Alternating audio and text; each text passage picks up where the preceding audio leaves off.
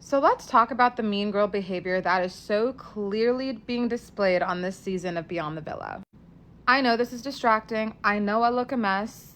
We're just going to ignore that, okay? Because I had to talk about this and I needed to make the time to talk about this. And I don't want to take all of this off just for the video.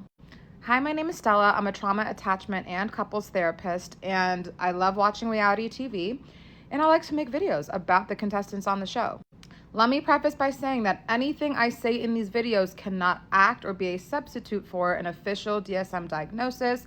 I do not know these people. I don't know these contestants, and I'm only making my opinions based off of what I'm seeing on TV and or on social media.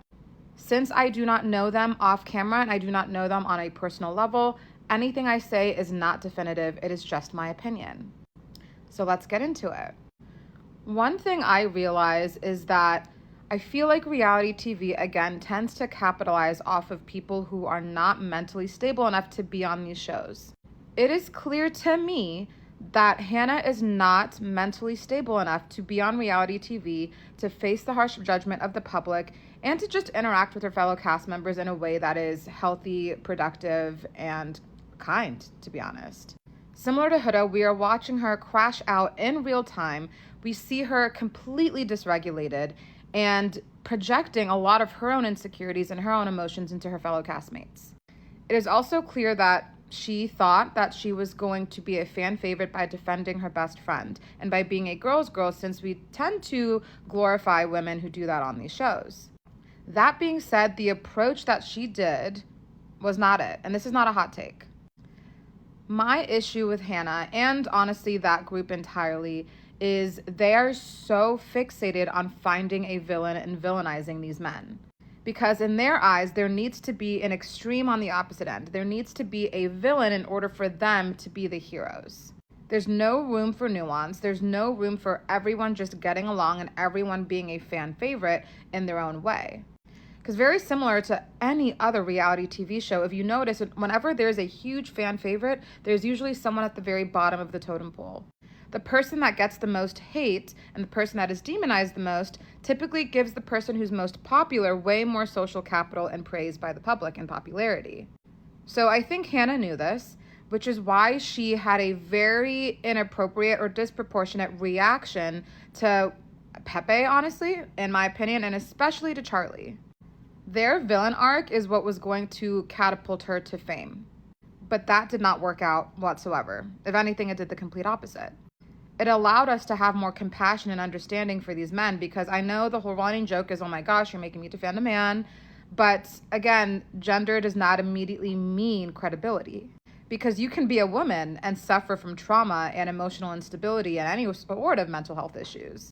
And it's clear that Hannah, I'm not going to say it's clear, it's not definitive, but I think that Hannah suffers from social anxiety disorder, extreme emotional dysregulation, and the biggest thing is her fixation on how she's perceived by others. And social anxiety is usually marked when or by the person being so fixated and so worried about how others perceive them that it becomes debilitating and destabilizing and actually has an impact on your day-to-day life. A classic example of this is not leaving the house, which she has mentioned several times. And you could see that when she feels like she's getting judgment or feedback from others, whether it's her castmates or people online, you can see how that triggers her severely. She goes into this fight or flight reaction and she either attacks or she withdraws. Again, her biggest trigger being how she's perceived and if she's perceived negatively. She's not open to feedback whatsoever. Even when other people are trying to mediate and trying to help her understand, she perceives it as an attack and she shuts down or she attacks back. Hence the fight or flight. And then she goes and demonizes the very people that was just trying to mediate and help solve the situation. Because if the people are not on her side, then they're immediately the enemy. There's no nuance in her eyes. There's no gray area where maybe someone just doesn't want to witness conflict. Maybe someone just wants to get the group together and help them bond, which is the whole point of the show. At least I thought it was. And then it just became a self-fulfilling prophecy for her. She ended up cultivating the very environment she was trying to avoid, the very thing she was scared of, which was people perceiving her as bad.